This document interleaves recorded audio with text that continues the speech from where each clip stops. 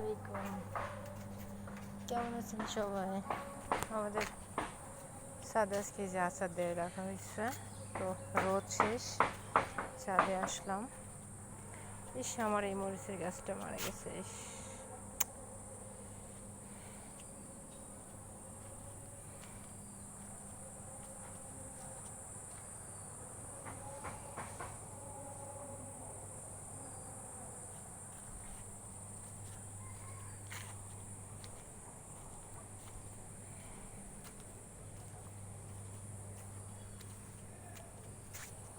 দেখি, আমি একটু খেয়ে দেখি কেমন।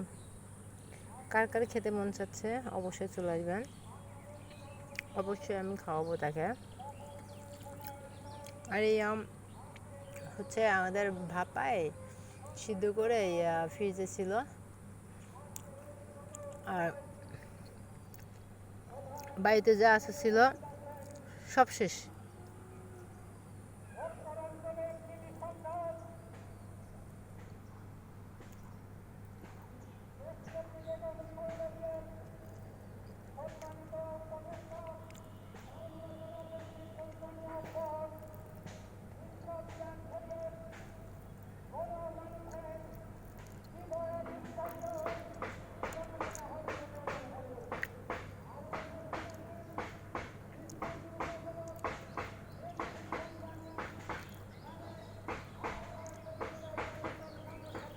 আমার আবার মাঝে মাঝে খেতে ভালো লাগে,